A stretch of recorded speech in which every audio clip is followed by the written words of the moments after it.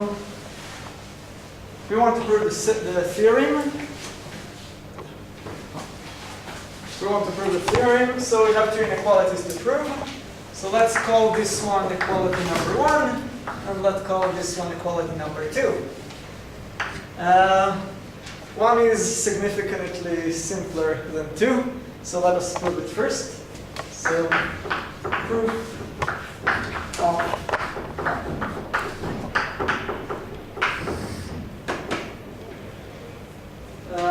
so recall that the Cheeger constant h of x is minimum over disjoint set whose union is v, number of edges from A to B, over the minimum of the size of A, B. Okay, so let V be partitioned into two non-empty sets, and write A equals the size of A, and B equals the size of B. And without loss of generality, A is less than or equal B.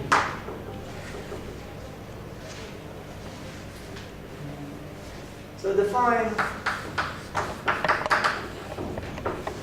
psi in L20 V by psi V.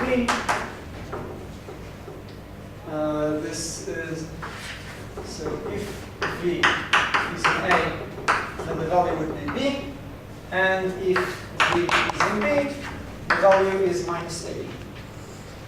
So one easily sees that the sum over all the vertices is 0, so this lies in L0, 2. So this is a zero-sum vector. And now let us compute carefully. So what is delta f squared, sorry, delta psi squared over psi squared?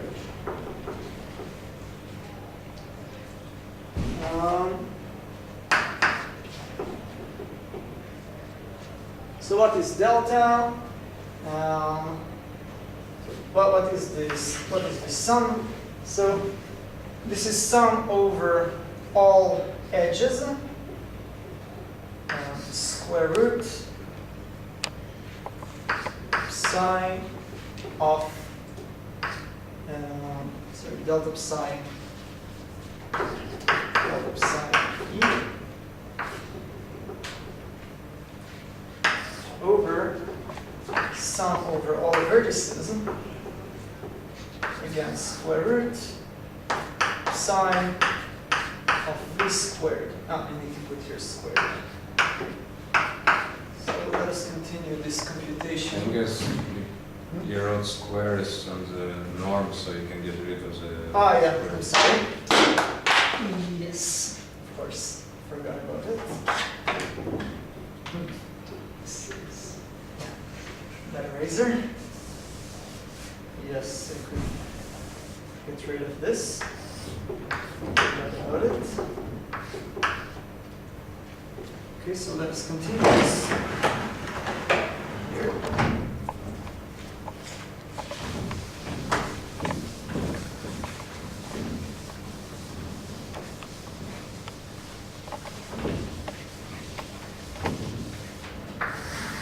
So the denominator is, so I just take, if I sum it over A, then I get A times B squared plus B times A squared. This is the denominator.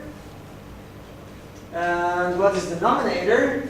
So again, this is sigma over E of psi of E plus minus psi of E minus with respect to some prescribed orientation, which doesn't matter so much here.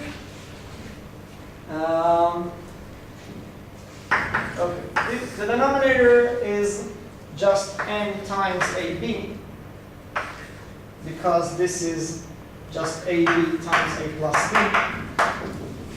right? So this is just n times AB. And what is this? So let's draw this picture. So this is V and this is my partition A and B. So what does every edge gives me? So if I have an edge here, then it does not contribute anything to this sum because it would be 0. Same thing with edges here. However, if I had an edge which crosses this, so on one side I would have minus, on one side I would have B and on the other side I would have minus A, right? So I need to subtract it and take absolute value. So I would just get n for every edge times the number of edges from A to B. Let's say A plus B Squared. A A plus B squared. plus B squared. Yes.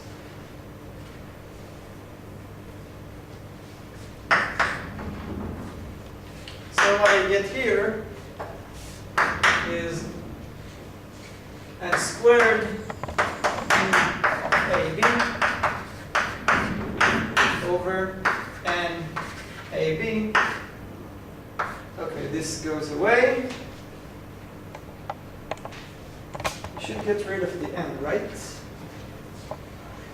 You get half. You take the minimum of A and B. Yes, so with utmost of generality, A is less than or equal to B. Yes. Okay. And you forget about B. Yes, I could forget about B. B is larger than n over 2. Yes. Because A plus B is n and A is less than or equal to B, B is larger than n over 2. So this is also smaller than n over E of AB. And below I could write A n over 2. But what is this expression?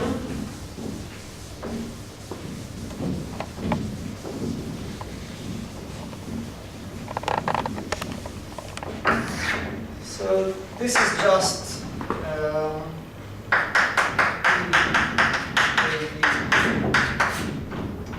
over, this is twice EAB over A, which is the size of A. And this is less than or equal to twice the Cheeger constant as required. So Actually, you need to take A and B realizing a Cheeger constant, and then this will be equal, because for any A this is just not true, because Cheeger constant is the minimum of this. no, so A is less than or equal to B. Yeah, I mean, if you take just any A, Okay. arbitrary A, then I'm sorry, this way yeah, you're right. Okay, yeah. So, of course, this is, I'm sorry, yeah, this is true for all rotations. This is just twice.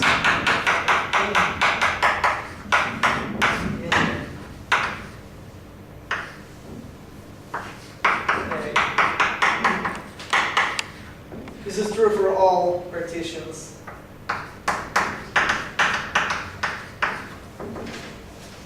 B equals A. B. So,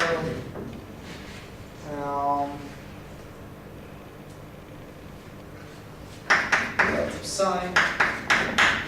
Relative sign. So this increment is less than or equal to the Cheeger constant, twice the Cheeger constant. And by the lemma, this is just one of these.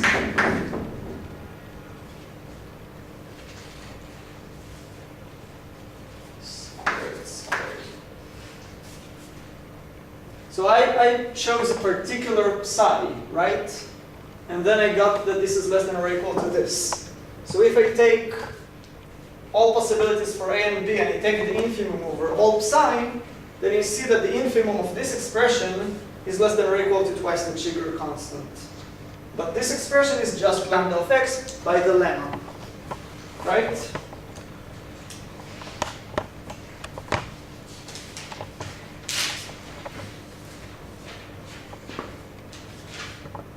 Questions?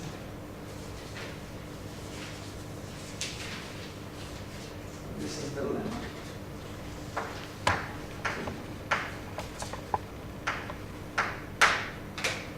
Okay, now comes the more complicated direction, namely proving 2.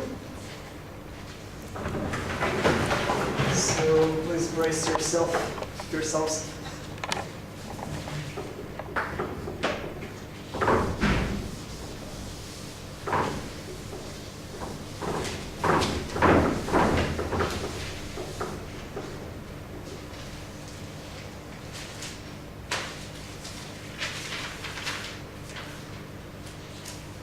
Okay.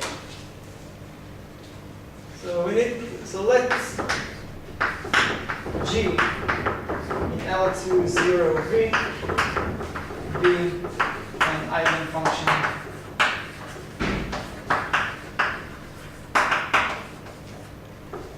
of delta with eigenvalue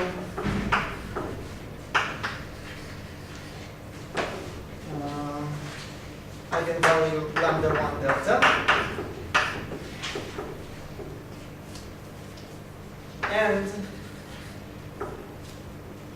also I want G to be of norm 1. We're going to define a new function. Define f to be the maximum coordinate-wise of G and 0. Or if you want an explicit formula, so if you want an explicit formula, then f of v, this is g of v, if g of v is larger or equal 0, and 0 otherwise.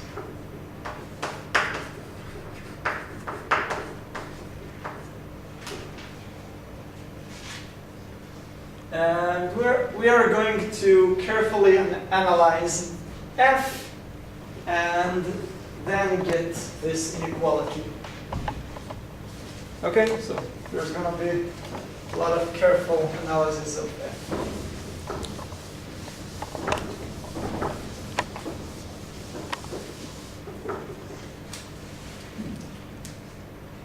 Okay, so write also V plus is the set of vertices in V such that G of V is larger than 0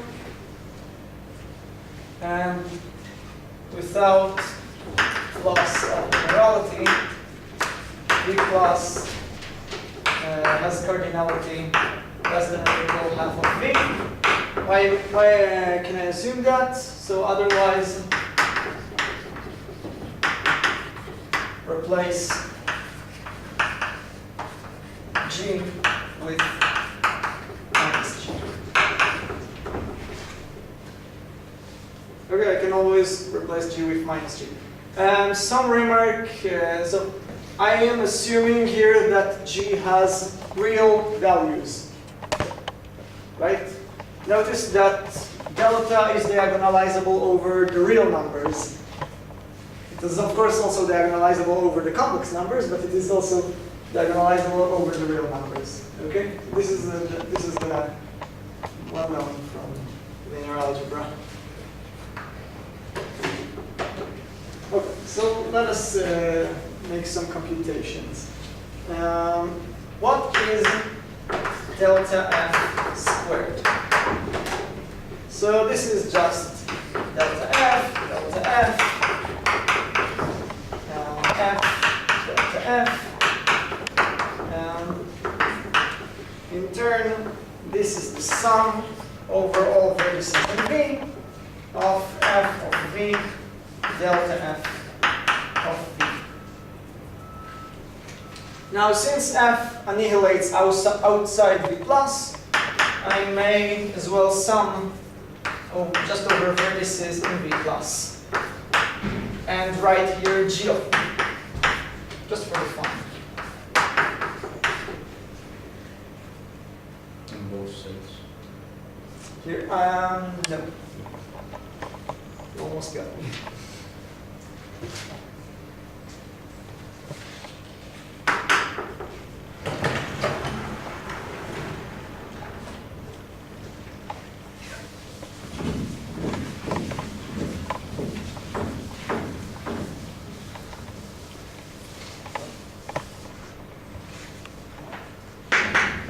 Okay, so let us look at the formula of the Laplacian written over there.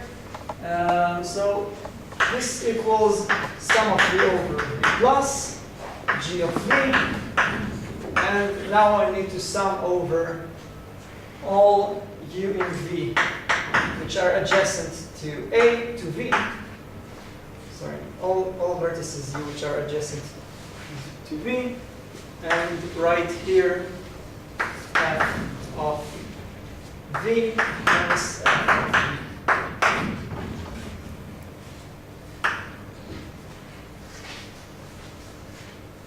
And now notice that this is always G of V, because V lies in V plus. And this is always larger than or equal to G of U.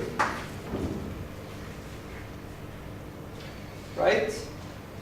So this whole thing is less than or equal sigma over V equals V plus GV sigma of U ranging over V adjacent to V of GV minus GV.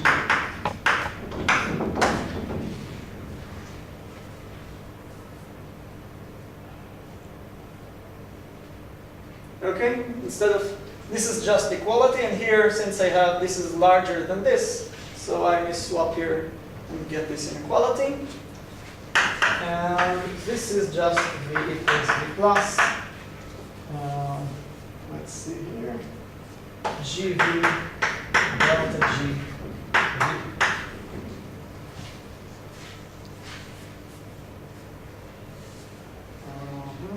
But G is an eigenfunction, so this is just V equals V plus GV squared lambda 1. But this is just lambda 1 F squared. Okay?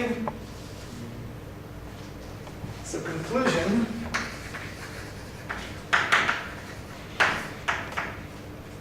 We started with, what was the first expression? Delta f squared is less than or equal lambda 1 f squared. So this is the conclusion. By the way, why doesn't this contradicts this dilemma? Because it's not perpendicular to. Yeah, so the sum of values in f is not 0, so this is there is no contradiction to the lemma, because here psi has to be in L0. There is no contradiction to the lemma. It could still be smaller. Okay, now we're going, and now for something completely different.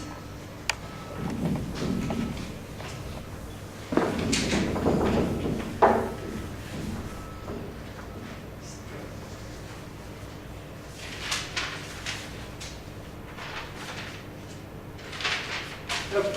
Let us look on the expression, which I will call star. The following expression, sum over all edges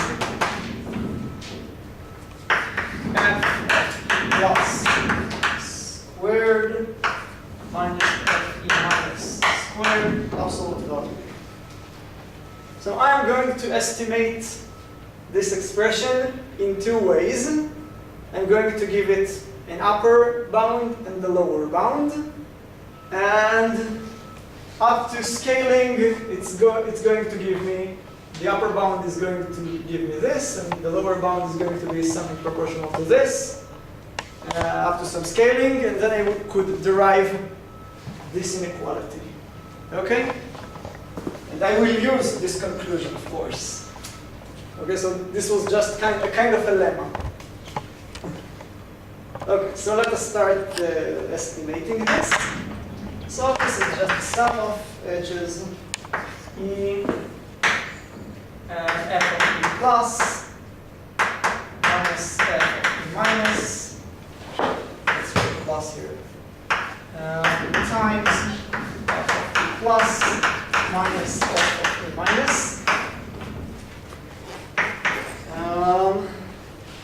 by the Cauchy-Schwarz inequality. This is less than or equal to sum over E of f plus f minus squared half times sum over E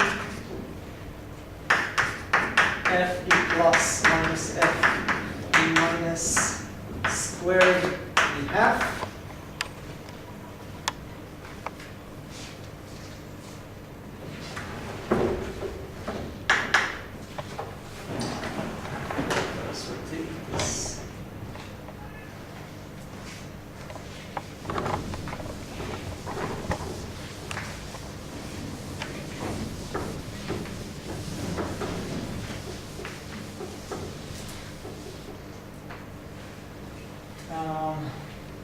Okay, so we have two products here. So the first product, wait, I want this board near me. First product, each of the summands is less than or equal to 2f e plus squared plus 2f e minus squared.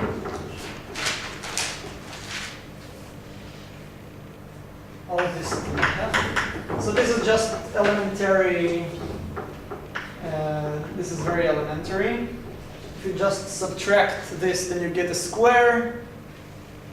Okay. This expression is always larger than this. So I just use here the fact that a plus b squared is less than or equal to a squared plus 2b squared. Okay. So you want to put an inequality? Huh? You want to put an inequality for the last equation? Yes, of course. Yes. And the other thing is just the L2 norm of delta of f. Right? This is just delta f. This is just the norm of delta of f.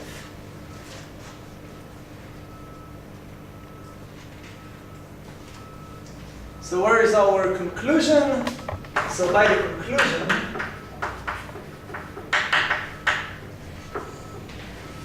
this is less than or equal to, let's see. So here I could take the 2 out and get square root of 2. And here I have sigma of fe plus fe minus squared and we have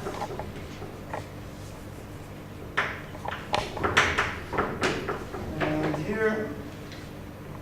Okay, well, let me just, I will use the conclusion later. It will be simpler that way. Okay, so let's look on this sum. So I'm summing over all edges E. And here I have vertices, right? So every vertices gives at most its degree, right? I mean, I could sum over the vertices twice. No, I'm sorry. How many times a vertex could appear here? Like the number of its adjacent edges, right? And this is at most m. Remember? This the maximal degree. So I cannot get here more than m. Okay? Here and here. So this is less than or equal to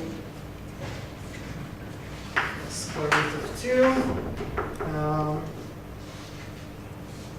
m times the sum of fv and v in v times delta f. Okay, so what do I have here? This is to be half. So I have 2 square root 2m, L2 norm of f, L2 norm of delta f. And finally, I can apply the conclusion to get that this is less than or equal to square root 2m times, let's see, times square root of lambda 1 times f.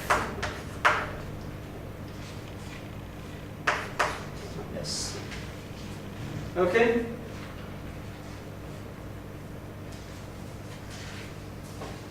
The conclusion says that this is less than or equal to this. This is the conclusion. Let's call it conclusion 1.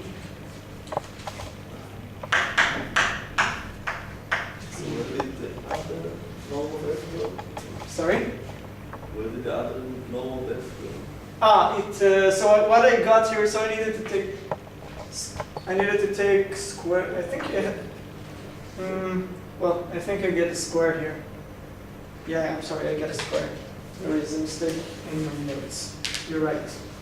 I get a square here, and I just take the square root of this. So let us call it conclusion 2.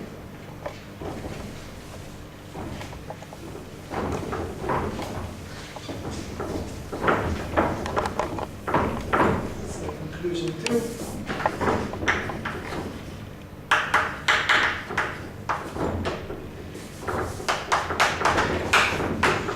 So star is less than or equal to square root of 2m lambda 1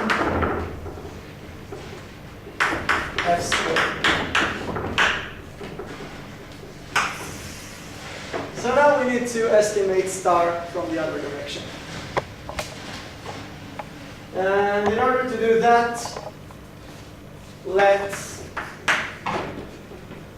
0 equal beta 0 less than or equal to beta 1, strictly less than beta 2, beta r, be the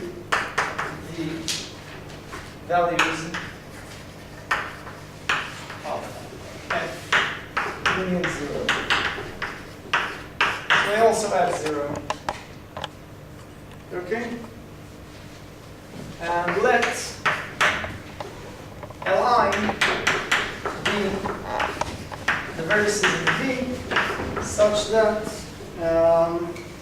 f of x, f of v is greater or equal to beta on. So now I get a filtration of the vertices, right? I get some kind of filtration.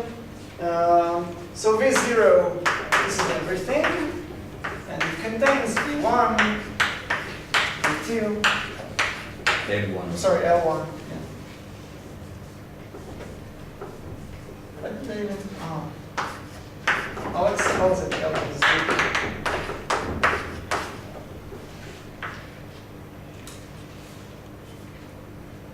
And notice that this guy, L1, so L1 has less than half of the vertices. Why is that? Because V plus, it's exactly V plus. This is V plus. And we constructed, at the beginning, we constructed F so that V plus has less than half V vertices. I think the inclusion is also strict. It cannot be. Yeah, of course. It doesn't matter, actually.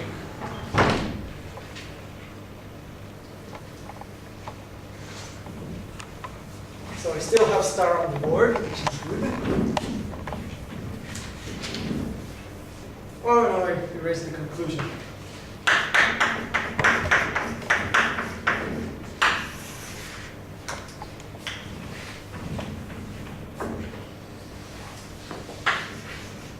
So let's write star again.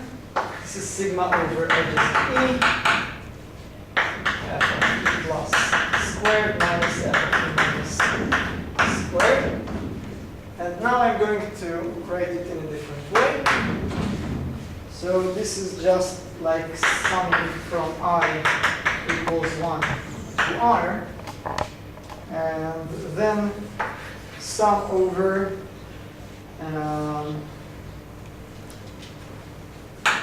x adjacent to y with f of x equals beta I and f of y less than beta I. And now I sum over f of x squared minus f of y squared.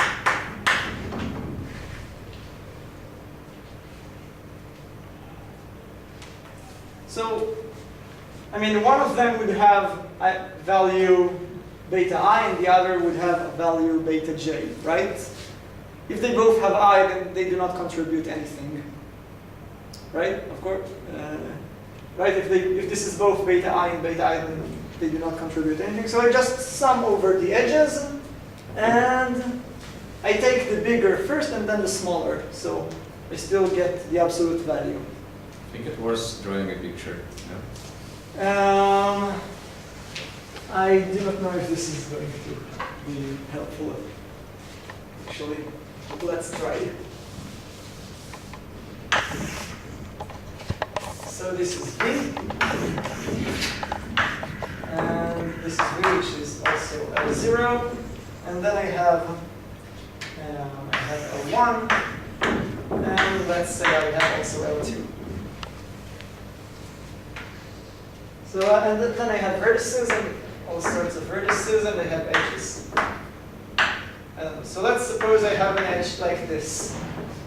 Okay, so here I have, where's my third chunk? Here I have beta 2, and here I have beta 1. Can you see it?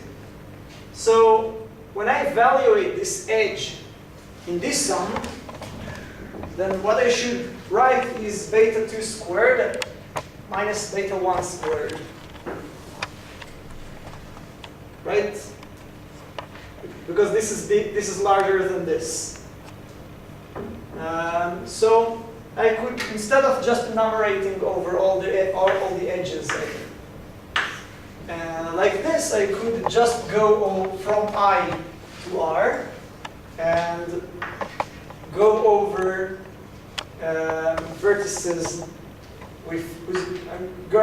when I'm in 0, I would go over vertices here and look on adjacent vertices. Okay, so let's say I equals 1, so I'm here, and I'm looking on all the edges coming out to L0, and they sum beta 1 squared minus beta 0.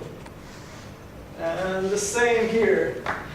And when I'm in I equals 2, so I'm here, and I'm looking outside on adjacent vertices which are outside L2. So, and then I'm summing beta 2 squared minus beta 1 squared, beta 2 squared minus beta 0 squared here. So I'm still enumerating over all the edges with the same, and the expressions that I add along the way are essentially the same as the expressions that I add here. So do you want me to really prove this in detail? Because I'm going to get lost if I try. Okay. Okay. So one more. I want you to notice that what is this sum? You should also write this in different color. So this is beta I, and this is beta j for some j which is less than I, right? So this expression is beta I squared minus beta I minus 1 squared plus beta I minus 1 squared minus beta I minus 2 squared, etc. Until at the end I get beta j plus 1 squared minus beta j squared. Okay? So I can again change this whole sum to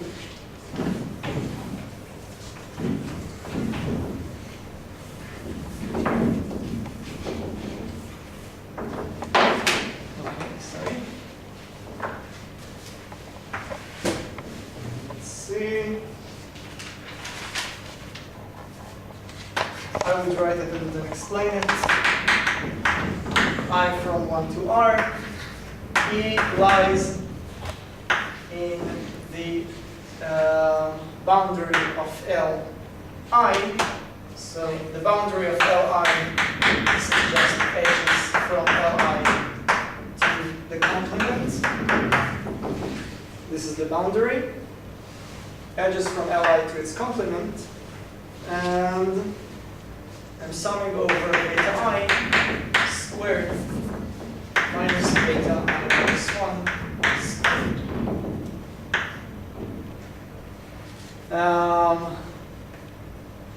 Okay, how do one explains this? So the boundary here,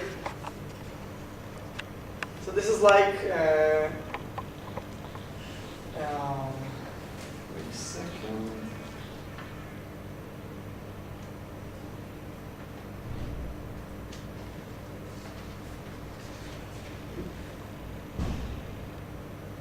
Yeah.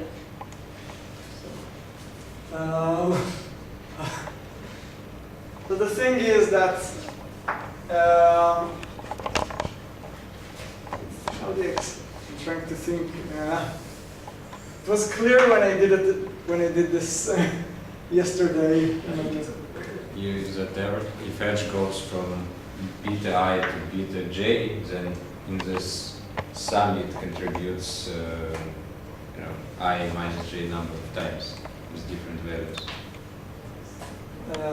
Okay, yeah, okay. Okay, I see it. So it goes from beta 0 to beta 2. So if this is Li, and they have this edge, so what are you saying? I'm saying if edge goes from if it goes from, let's say, value beta 0 to beta 2, then it crosses two borders. Okay. Then it contributes twice. Once with the value beta 0 minus beta 1, and second time with the value beta 1 squared minus beta 2 squared.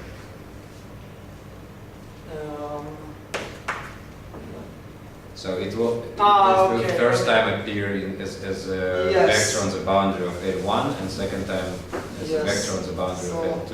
That's just better to draw it like this. So this would be L2, and this would be L1, and everything would be L0. So if I have an edge going this way, so what does it contribute here in this sum? It would here it would contribute beta 2 squared minus beta 0 squared. Okay, but here it would contribute beta 1 squared minus beta 0 squared, because I would sum over the edge of L1, and when I sum over the edge of L2, it would contribute beta 2 squared minus beta 1 squared.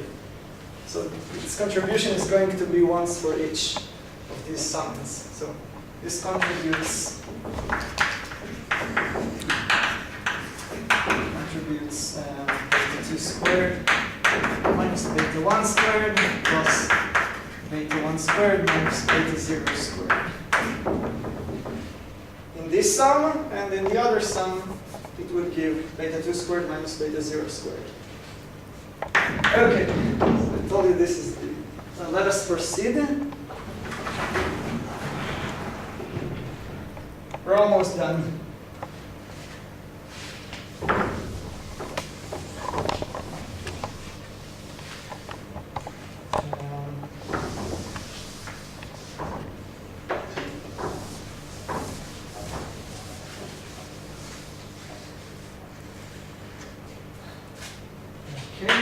So what is this? This is just sum over I from 1 to R. The number of edges from Li to V minus Li times beta I squared minus beta I minus 1 squared.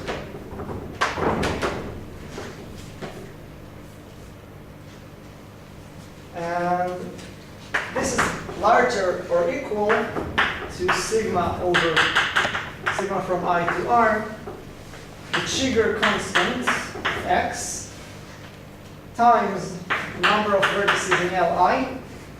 So notice that this is less than or equal to the number of vertices in L1, which is less than or equal to half times the vertices of V. Okay, so I should take the minimum of these two sets. The number of edges here is at least the Cheeger constant times the number of the smaller set. Okay? So this would be Li because of this. Times beta I squared minus beta I minus 1 squared. And let us change the order of summation.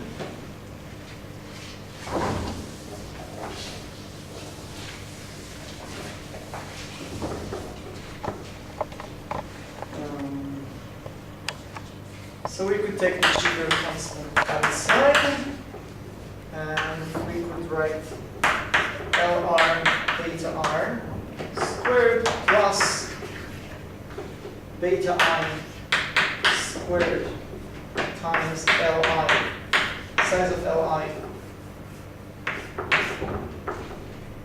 minus size of Li plus 1, if I ranging from 1 to R minus 1. So there is no point in counting, this is just using the fact that beta 0 is 0, so you just change the order of summation, and you get this. This is just changing the order of summation. And what we get here, okay, so what is this? So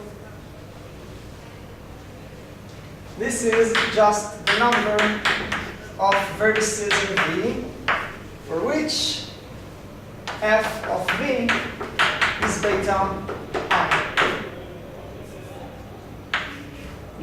Precisely, right? So what I actually got here is the Cheeger constant times sum over all vertices in V,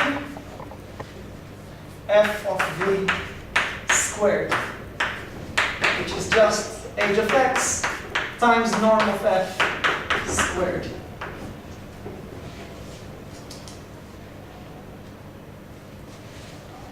So if I would call this conclusion number 3,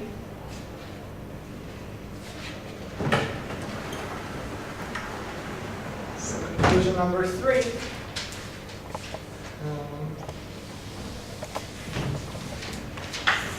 conclusion 3,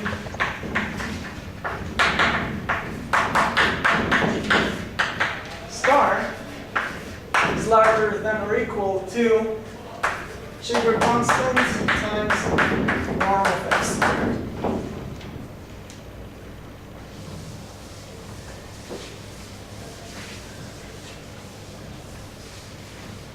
Okay, so if we draw all the conclusions together, so this is conclusion 2, this is conclusion 2, and this is conclusion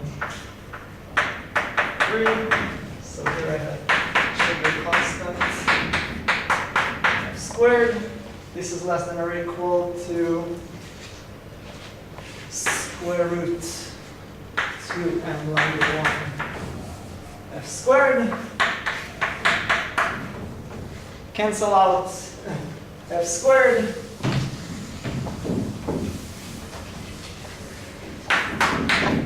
And this just gives you the theorem.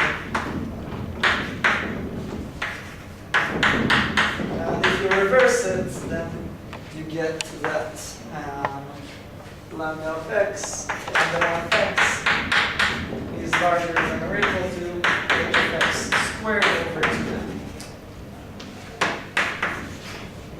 Finally, this finishes the proof. So I think we would stop here for today.